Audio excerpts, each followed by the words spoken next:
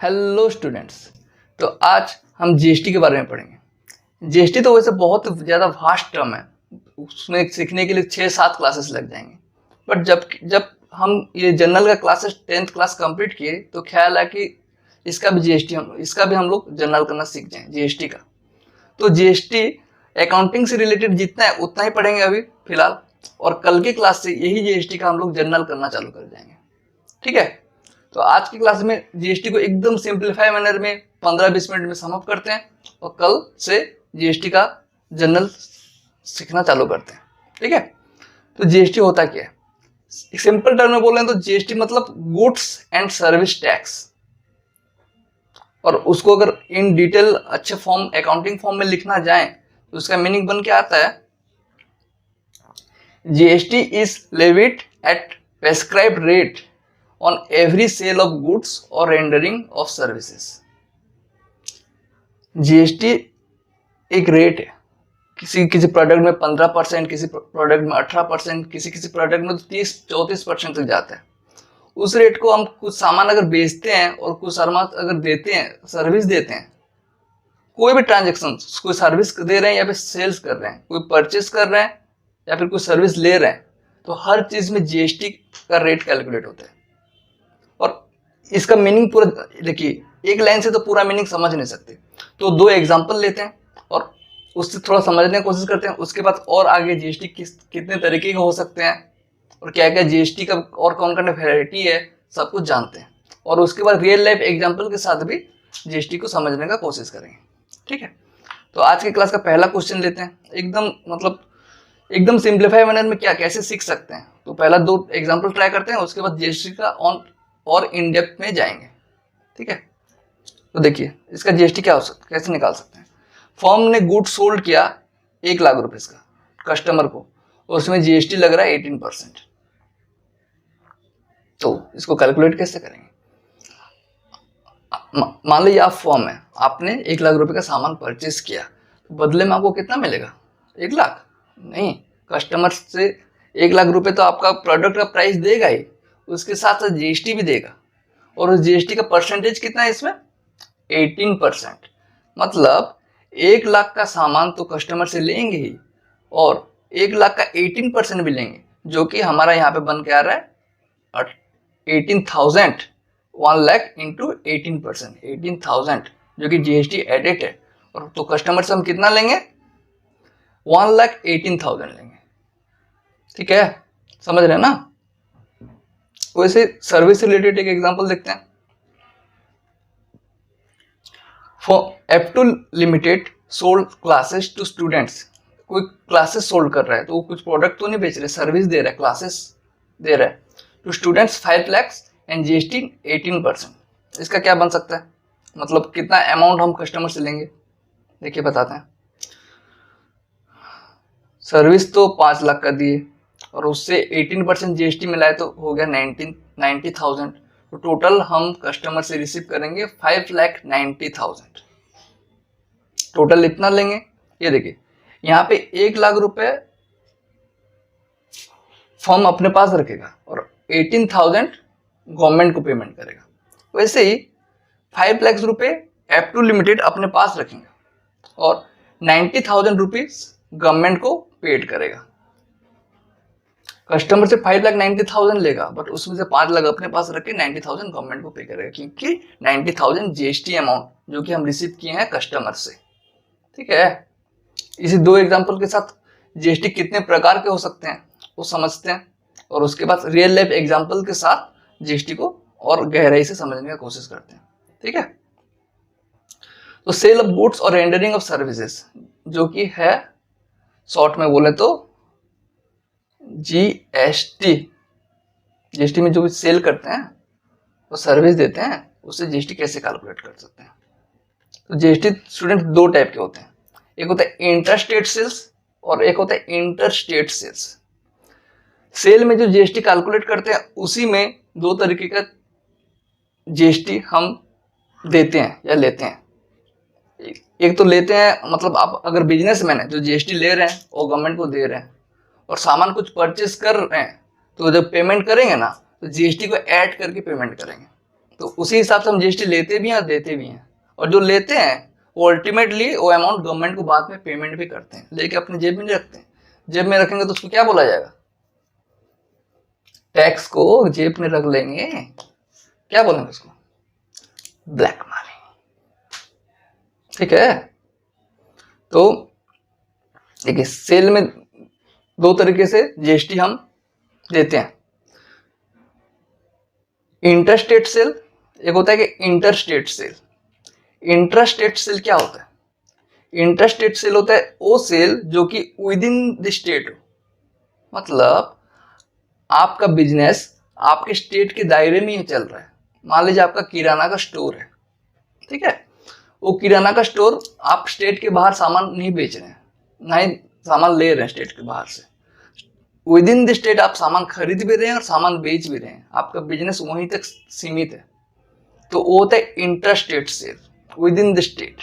Like आप मान लीजिए कोलकाता में आपका बिजनेस है, एक स्टेट में सारा बिजनेस वहीं सम अप होता है आपका, तो होता है इंटरस्टेट सेल। और इंटरस्टेट सेल होता है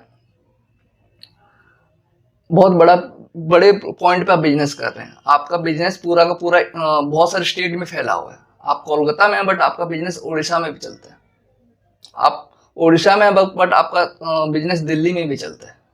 लाइक कंसाइनमेंट कर रहे हैं, जॉइंट वेंचर कर रहे हैं, कुछ पार्टनरशिप में बहुत बड़ा कुछ कर रहे हैं। लाइक यहाँ पे जैसे हम लोग एग्जांपल देते किराना का स्टोर, वैसे देश का सबसे बड़ा किराना का स्टोर क्या है? ये तो आपका नॉर्मल किराना का स्टोर हुआ, और यहाँ पे ना ग्रोफर्स का एग्जांपल ले सकते हैं, वो भी किराना का स्टोर ही है, वहां से सामान खरीदते ही हम लोग। अमेजोन का भी एग्जांपल ले सकते हैं, वहां से भी सामान खरीदते ही हम लोग। बट अमेजोन और ग्रोफर्स का बिजनेस मॉडल क्या है? बहुत सारे स्टेट्स में, तो हो गए इंटर स्टेट सेल, और ये करता है intra state sales within the state. ये when sale takes place within two state is called inter state sale, but when sale takes place within the states वो intra state sale है। समझ रहे हैं? Simple है, अपने state सामान खरीद बेच कर रहे हैं तो इंट्रा, अगर एक दूसरे स्टेट के साथ डीलिंग कर रहे हैं तो इंटर, बस इतना ही याद रखिए। अभी आगे बढ़ते हैं। इंटर स्टेट सेल में दो तरीके का जीएसटी लगता है, एक होता है सीजीएसटी, एक होता है एसजीएसटी। सीजीएसटी मतलब बताएं, पढ़ेंगे आगे, अभी बता दूं, ठीक है सुनिए। सीजीएसटी होता है central goods and service tax, आप जो जीएसटी पेमेंट कर रहे हैं ना सेंट्रल गवर्नमेंट को दे रहे हैं, सीजीएसटी। और एसजीएसटी मतलब state goods and service tax, state government को दे रहे हैं। तो कौन सा केस में स्टेट गवर्नमेंट को देंगे, कौन सा केस में सेंट्रल को देंगे, कौन सा केस में खाली सेंट्रल को देंगे, ये सब आगे पढ़ते हैं, ठीक है। तो मान लीजिए आपका जीएसटी का परसेंट 18% है, आपने अभी जैसे 1 लाख का सामान हम बेचे थे ना, तो उससे 18% जीएसटी कलेक्ट किए थे, जो कि होता है 18,000 रुपये। उसमें से 9% हम देंगे स्टेट गवर्नमेंट को और 9% देंगे सेंट्रल गवर्नमेंट को, अगर आपका sale within the state होता है, मतलब इंट्रा स्टेट होता है। तो समझ रहे हैं? इंट्रा स्टेट होता है तो जितना भी जीएसटी कलेक्ट कर रहे हैं उसका 50% स्टेट गवर्नमेंट को जाएगा और 50% सेंट्रल गवर्नमेंट को जाएगा। ठीक है, सिंपल है, कुछ लोड लेने का नहीं है, बहुत सिंपल है। और अगर आप इंट्रा स्टेट कर रहे हैं, मतलब दूसरे कोई स्टेट के साथ आप अगर डीलिंग कर रहे हैं, आप कोलकाता में बट उड़ीसा के साथ आप डीलिंग कर रहे हैं, तो वो जीएसटी का नाम होता है आईजीएसटी। उसका फुल फॉर्म होता है, क्या होता है? Integrated goods and service tax. Integrated goods मतलब सारा का सारा अमाउंट, सारा का सारा जीएसटी कलेक्शंस आप सेंट्रल गवर्नमेंट को पेमेंट करेंगे। ठीक है, देखिए 2 सेकंड में सबको सम अप करते हैं। ठीक है, एक होता है इंट्रा, एक होता है इंटर। इंट्रा मतलब विद इन द स्टेट और इंटर मतलब विद इन 2 स्टेट। ठीक है, इंट्रा में 2 तरीके का जीएसटी होता है, सीजीएसटी एंड एसजीएसटी। सीजीएसटी हम देते हैं सेंट्रल गवर्नमेंट को, एसजीएसटी देते हैं स्टेट गवर्नमेंट को। जितना भी जीएसटी कलेक्शन होगा 50-50 दोनों में डिवाइड कर देंगे। अगर 18% जीएसटी कलेक्शन करें तो 9% सीजीएसटी में देंगे, 9% एसजीएसटी में देंगे। बट आपका इंटर स्टेट सेल हो रहा है, तो इंटर स्टेट मतलब विद इन 2 स्टेट। अगर दोनों स्टेट के बीच आप बिजनेस कर रहे हैं तो आपका एक ही जीएसटी पेमेंट करेंगे, जो है कि आईजीएसटी। वो जीएसटी पेमेंट होता है सेंट्रल गवर्नमेंट को। सिंपल सिंपल था ना। वैसे मतलब सबका फुल फॉर्म लिखना चाहिए तो लिख सकते हैं। SGST मतलब central goods and service tax, CGST मतलब नहीं, हाँ CGST मतलब central goods and service tax, SGST मतलब state goods and service tax, और IGST का फुल फॉर्म होता है integrated goods and service tax. ठीक है, सब नोट डाउन कर लीजिए, बाद में काम आएगा। अभी GST एक रियल लाइफ एग्जांपल के साथ भी समझते हैं। पहले GST का हमने एकदम सिंपल ट्रांजैक्शन किया, 1 लाख का सामान खरीदे थे, 18% GST लगा के कितना अमाउंट GST बन सकता है और कितना गवर्नमेंट के पास जा सकता है वो निकाले। उसके बाद सर्विस के साथ भी वैसे ही किया, 5 लाख का हमने सामान सेल किया और उसमें भी 18% GST लगा के 18% का GST लगा के 90,000 हमारा GST बना, जो कि हमने गवर्नमेंट को पेमेंट किया। और कौन सा अमाउंट कौन सा गवर्नमेंट को देना है वो भी हम लोग ने डिस्कस किया। इंटरस्टेट क्या होता है, इंटरस्टेट क्या होता है वो डिस्कस किया। इंटरस्टेट में CGST IGST दिया, बट इंटरस्टेट में हमने IGST पेमेंट किया, जो कि खाली सेंट्रल गवर्नमेंट था। अभी रियल लाइफ एग्जांपल के साथ GST को और गहराई से समझने का कोशिश करते हैं। कंपनी है टाटा लिमिटेड, उसके GST का कैलकुलेशन देखते हैं कैसे होता होगा। ठीक है, टाटा लिमिटेड एक होता है तो इंट्रा, एक होता है इंटर, बट टाटा लिमिटेड समझने पर एक कहानी बनाते हैं। पहले टाटा लिमिटेड क्या करता होगा, मतलब उसका बिजनेस है, मान लीजिए टाटा मोटर्स है, टाटा कंसल्टेंसी है, बहुत सारा बिजनेस है, बट एक दो मोटर्स और टाटा कंसल्टेंसी का एग्जांपल लेकर हम लोग समझते हैं। ठीक है, तो टाटा मोटर्स में जो गाड़ी बनती है टाटा का, एक गाड़ी बनाते हैं। पहले रुकिए, ड्राइंग पे मत जाइए, ड्राइंग पे तो मैं गजब करता हूँ। ये गाड़ी है, ठीक है। तो टाटा ने गाड़ी बनाने के लिए रॉ मटेरियल खरीदे होंगे, और गाड़ी टाटा मोटर्स है भाई, उसका अकाउंटिंग होता होगा कि नहीं, तो बहुत बड़ा ऑफिस होगा, ऑफिस के लिए चेयर टेबल बहुत सारे एसेट्स भी खरीदता है। और टाटा कंसल्टेंसी सर्विस भी उसका ये एक पार्ट है, तो सर्विस भी देता है टाटा। ये तीनों काम टाटा करता है। ठीक है, परचेज ऑफ गुड्स करता है, परचेज ऑफ, और गुड्स लेके गुड्स बना के उसको सेल भी करता है Tata, sale of goods sales of service भी करता है। तो टाटा को सेल करने के लिए टाटा को परचेज भी करना पड़ता है, टाटा को सर्विस देने के लिए सर्विस टाटा लेता भी है, वो सर्विस लेता है, कोई मतलब ऑफिस उसका रेंट है, एडवर्टाइजमेंट है, टेलीफोन बिल है, ये सर्विस लेता भी है टाटा। और सर्विस क्या देता है, कंसल्टेंसी सर्विस देता है। तो दोनों ही करता है टाटा, परचेज भी करता है, सेल भी करता है। ठीक है, जब परचेज करता है तो वो GST पेमेंट करेगा, उसको बोलते हैं इनपुट GST। आप कुछ भी सामान, अभी आपके पास कोई भी बिल होगा ना, कोई भी बिल, रेस्टोरेंट का बिल हो सकता है, टेलीफोन बिल हो सकता है, कोई भी बिल आपके पास है ना, उसको खोल के देखिए। कुछ कोई मॉल से कुछ सामान परचेज भी किए हैं, कुछ मोबाइल परचेज किए हैं, किसी भी चीज का बिल उठा के देखिए, वहां पे GST परसेंटेज लिखा होगा, या रेट से आप GST पेड किए हैं। तो ऐसे टाटा ने भी गुड्स परचेज किया, एसेट्स परचेज किया, तो उसने भी GST दिया है। और जब आप कुछ परचेज करते हैं और GST पेमेंट करते हैं, तो वो GST का नाम क्या होता है, इनपुट GST, क्योंकि सामान आया है और GST आप दिए हैं। तो सामान आया है और GST आप जो पेमेंट किया ना, उसको बोलते हैं इनपुट GST। और जब आप कुछ सेल करके जो GST रिसीव करते हैं, सेल करने को GST रिसीव ही करेंगे ना। आपका मोबाइल का शॉप है, आप मोबाइल सेल किए, तो कस्टमर आपको 20,000 रुपीज जो पेमेंट किया ना, उसमें फोन का प्राइस 19,000 और 1,000 रुपीज आपने GST रिसीव किया उससे। ठीक है, 1,000 जो आपने GST रिसीव किया उससे, उसको बोलते हैं आउटपुट GST। मतलब कुछ सामान बेचे और GST लिए, तो उसको बोलते हैं output GST। But input GST क्या होता है, परचेज करते टाइम जो GST हम पेमेंट करेंगे उसको बोलते हैं इनपुट GST। समझ आ गया इतना, सेल के टाइम आउटपुट GST लगता है और परचेज के टाइम इनपुट GST लगता है। बट एक चीज और हुआ है स्टूडेंट्स, यहाँ पे आप जिस टाटा लिमिटेड ने जिससे सामान खरीदा है, मतलब इसका मतलब क्या है, किसी ने उसको सामान बेचा भी है, तो कैसे खरीदा है, जिसने उसको सामान बेचा है उसने तो आउटपुट GST पेमेंट किया होगा। क्योंकि देखिए यहाँ पे हम अभी पढ़े, सेल करते टाइम आउटपुट GST लगता है। टाटा के लिए तो आउटपुट इनपुट GST है परचेस करते टाइम। बट जिससे उसने सामान खरीदा है उसके लिए तो वो आउटपुट जीएसटी है ना, क्योंकि उसने जीएसटी रिसीव किया है और टाटा ने पेमेंट किया तो इनपुट है, उसने रिसीव किया तो उसके लिए आउटपुट है।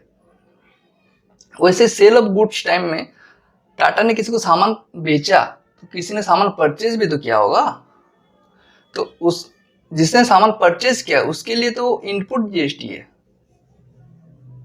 अभी तो पढ़े, परचेज करते टाइम इनपुट जीएसटी लगता है, सेल करते टाइम आउटपुट जीएसटी लगता है।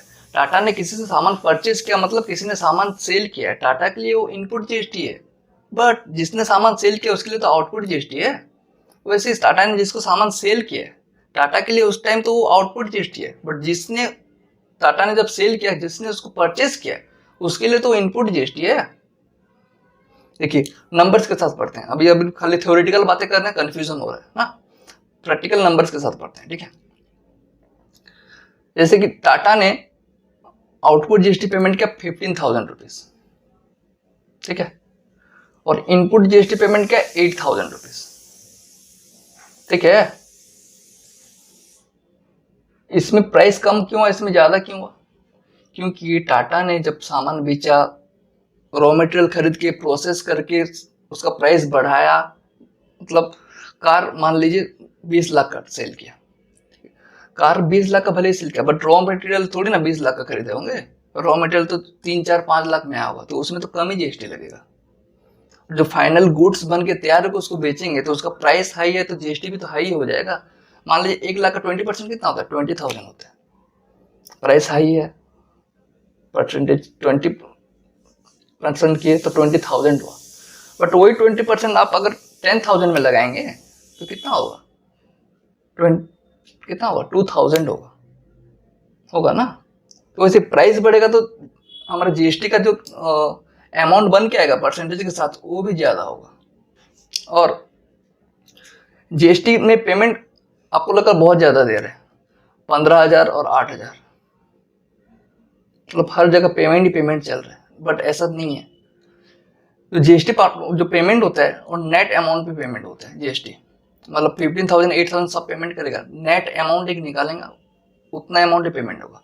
ये 8,000 तो पेमेंट कर चुका है, किसको? जिससे सामान खरीदा था और उसने आगे उसको पेमेंट किया होगा गवर्नमेंट को। बट इसमें जो 15,000 रिसीव किया है इसका कुछ अमाउंट टाटा रखेगा और कुछ अमाउंट गवर्नमेंट को पेमेंट करेगा। जैसे कि 1 लाख का 18% 18,000 निकाले थे, 18,000 हमने बाद में 18 गवर्नमेंट को पेमेंट कर दिया होगा और 1 लाख अपने पास रखा होगा। उसी 15,000 रिसीव किया, पूरा का पूरा पेमेंट वो नहीं करेगा, क्योंकि 15,000 में से 8,000 उसने पहले ही पेमेंट कर चुका है और उसको टोटल पेमेंट करना है 15,000। Output GST minus input GST करेंगे, जितना अमाउंट आएगा उतना अमाउंट पेमेंट करना रहता है, नेट अमाउंट पेबल रहता है गवर्नमेंट को, पूरा को पूरा इनपुट आउटपुट सब पेमेंट नहीं कर देते। जो हायर अमाउंट होता है ना उतना ही पेमेंट करना रहता है। मान लीजिए यहाँ पे 20,000 होता 15,000 की जगह और आपने 8,000 ऑलरेडी पेड कर चुका है, तो टोटल आप 28,000 पेमेंट नहीं करेंगे, आप 20,000 पेमेंट करेंगे। जो हायर अमाउंट होगा ना वो पेमेंट करेंगे, टोटल उतना पेमेंट करेंगे 20,000। बट 20,000 में से आपने 8,000 ऑलरेडी पेड कर चुका है, तो कितना देना बाकी है? 20,000 माइनस 8,000 कीजिए, 12,000 देना बाकी है। तो सेल करते टाइम आउटपुट जीएसटी जो आपने रिसीव किया है 20,000, उसमें से 8,000 तो आपने दे चुका है, तो उस 20,000 में से 12,000 ही आप बाकी पेमेंट करेंगे और 8,000 आप अपने पास रखेंगे, ये आपका इनकम है, ठीक है। टोटल 20,000 देना है, 20,000 में तो 8,000 आपने पहले दे दिया, तो आप कितना देंगे? 12,000 देंगे। तो 12 और 8,000 मिले कितना होता है? 20,000 गवर्नमेंट को पेमेंट हो गया। पूरा का पूरा 20,000 जो आउटपुट जीएसटी रिसीव किया ना, पूरा नहीं देना है, टोटल 20 देना है, ये बात याद रखिएगा।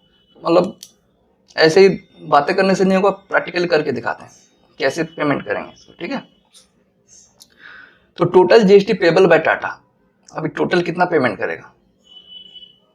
सॉरी करेंगे, बहुत रेस्पेक्टफुल इंसान है रतन टाटा जी हमारे लिए, तो करेगा नहीं बोलते हैं, करेंगे। तो आउटपुट जीएसटी हमारा बन के आ रहा है 15,000, बन आ रहा है ना 15,000, और इनपुट 8,000, ये तो दे चुके हैं पहले ही, बट अभी और कितना जीएसटी हम लोग पेमेंट करेंगे इस मंथ के आते हैं, तो output GST minus input GST करेंगे, जितना अमाउंट बनेगा उतना पेमेंट करेंगे। तो नेट अमाउंट पेबल हमारा हो रहा है 7000, ठीक है। तो और 7000 ही हम लोग जीएसटी पेमेंट करेंगे गवर्नमेंट को। और ये सी जीएसटी करेंगे कि एस जीएसटी करेंगे, आई जीएसटी करेंगे, ये जानने के लिए स्लाइड 2 देखिए, ठीक है। और टोटल तो हम 7000 ही पेमेंट करेंगे, वो चाहे सी जीएसटी हो, एस जीएसटी हो, आई जीएसटी हो, कोई भी जीएसटी हो, टोटल 7000 पेमेंट करेंगे। विद इन द स्टेट होगा तो स्टेट गवर्नमेंट तो 3500 स्टेट गवर्नमेंट को देंगे, 3500 सेंट्रल गवर्नमेंट को देंगे। बट स्टेट के बाहर दूसरा कोई स्टेट से हम डीलिंग करते हैं तो सारा का सारा अमाउंट 7000 रुपीज हम सेंट्रल गवर्नमेंट को देंगे, ठीक है स्टूडेंट्स। आज के क्लास में इतना ही, कल के क्लास में हम लोग जनरल, इस सबका जनरल करना प्रॉपर सीखेंगे, ठीक है। टाटा।